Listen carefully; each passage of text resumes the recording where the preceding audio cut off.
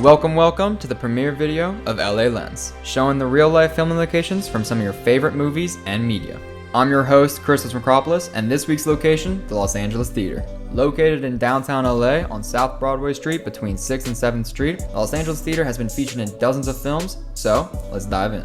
Everything Everywhere All at Once, released in 2022 and directed by Daniel Kwan and Daniel Scheinert, better known as the Daniels, filmed at the Los Angeles Theater. The lobby and interior can all be seen when Other Universe Evelyn, played by Michelle Yeoh, is at her own movie premiere. The Prestige, released in 2006 and directed by Christopher Nolan, also filmed at the Los Angeles Theater, which can be seen in a number of onstage magic performances throughout the movie. Nolan also filmed at several other notable theaters in the nearby area, one of which being the Tower Theater, but I'll revisit that later. And remember in David Fincher's 1999 film, Fight Club, where the narrator and Tyler Durden are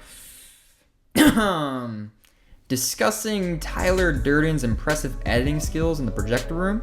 Yep, you guessed it, also filmed at the Los Angeles Theater. But Christos, you may be wondering, that's cool and all, but I kind of want to see an inside POV of the theater.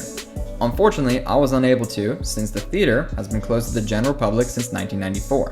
To find out why, we gotta go all the way back to the early 1900s. Between 1910 and 1931, a total of 12 theaters were built all along Broadway Street from 3rd to 9th Street, with the Los Angeles Theater being the last in 1931. During its peak, the Broadway Theater District was home to the highest concentration of movie palaces in the world, according to the Los Angeles Conservancy, with over 15,000 seat capacity, all within 6 blocks. However, as time went on, the development of Hollywood Boulevard and the construction of the Chinese, Egyptian, and Panaga's Theater in the late 20s emerged as competition. This led to a decline in the Broadway Theater District, with several theaters closing in the 1980s and 90s, like the Los Angeles Theater in 1994. However, the Broadway Theater District has survived due to a number of reasons. Post-World War II, as many people moved to the suburbs of LA, Broadway movie theaters began showing Spanish movies and variety shows as the Latino community grew. The strong Latino population during this time was noted in 1988 by the Los Angeles Times, saying Broadway would be dead if it were not for the Spanish community. In 1987, the Los Angeles Historic Theater Foundation was formed, a non-profit organization dedicated to preserving Los Angeles's historic theaters. They've worked closely with the Los Angeles Conservancy, another LA-based non-profit organization, to adapt and preserve what's left of Broadway Theater District.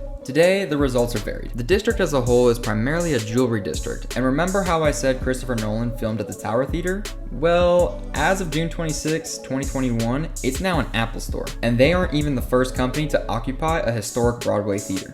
Right next door was the Rialto Theater, which as of 2014 has been an Urban Outfitters. As for the Los Angeles Theater, it remains closed to the general public, but has primarily been used as a film location, not only for movies, but even for TV shows and music videos, with Capital City's 2013 song Safe and Sound being a notable example. If you're interested in exploring the historic Broadway Theater District, just be aware that the Broadway Theater District as a whole has changed quite a bit since 1931.